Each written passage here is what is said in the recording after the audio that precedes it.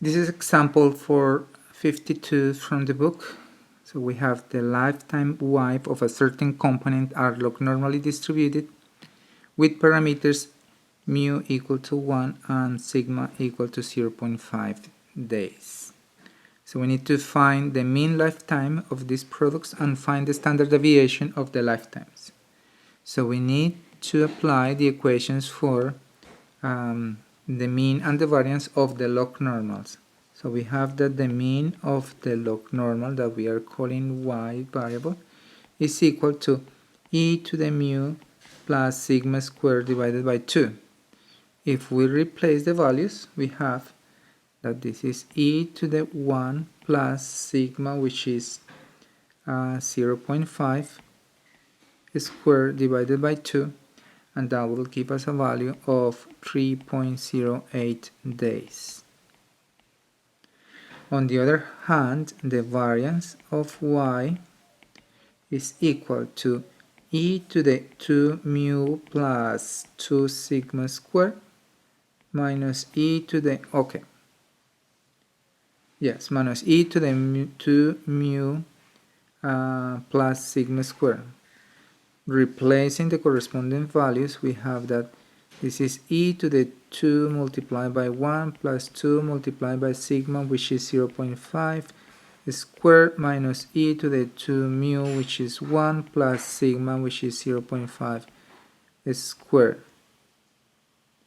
And so this gives us 2.69 days, and that will be days squared. So if we want the standard deviation,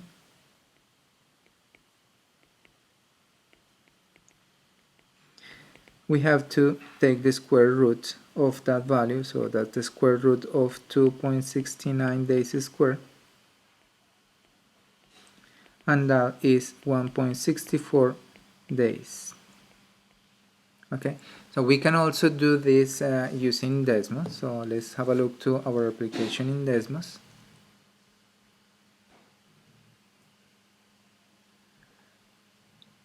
So we have that mu is equal to 1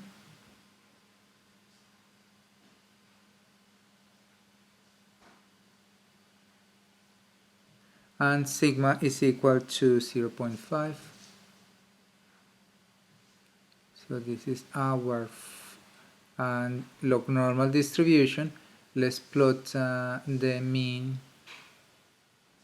So we have the mean, and the mean is 3.03, 3.08, sorry, as we calculate by hand, and the standard deviation is 1.64.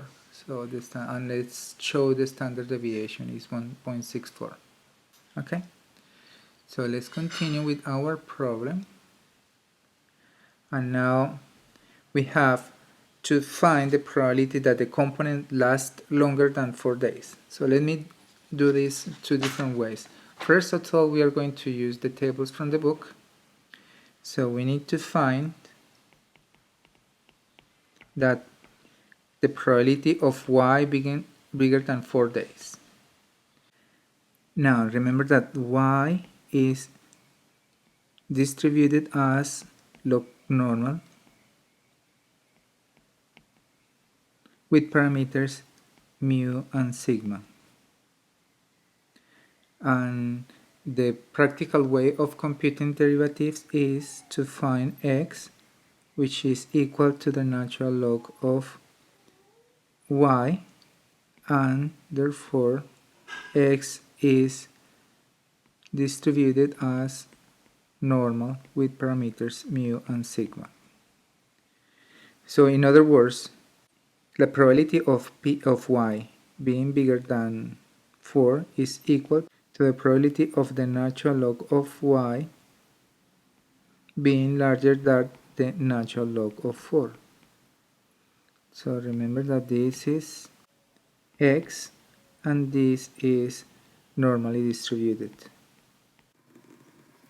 The first way to solve this is to use the table. So for the tables you need to find the z-score.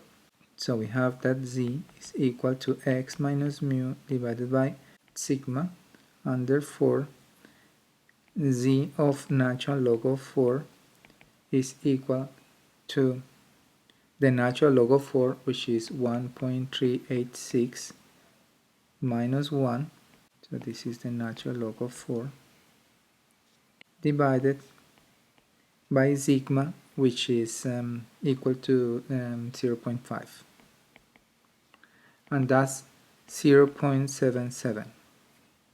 So with that, we can use the table, the CNDF table, which is table A2, and we can find out the probability of natural log of y being less than 1.386. Remember that when we have a normally distributed function, the value on the table, in this case this is natural log of 4, will give us this probability. So we have to look in the table. So let me go here. I already have highlighted the value is 0.7794. Well, we only have 77, so this is 0.77. So the value is 0.7794. So we go back to our page and we can input the value. So this is 0.7794. So this corresponds to this shadow area. Now, as we need to compute the probability of natural log of y being less than 1.386, so this is equal to the complement, so that's 1 minus 0.7794, was a 4 there, and that's equal to 0.2206, and that will correspond to that value. Let me highlight it in a different color. So that's going to be our probability. So the probability that a component lasts longer than 4 days is equal to 22%, or 0.22. Now let's have a look how do we do this without the tables.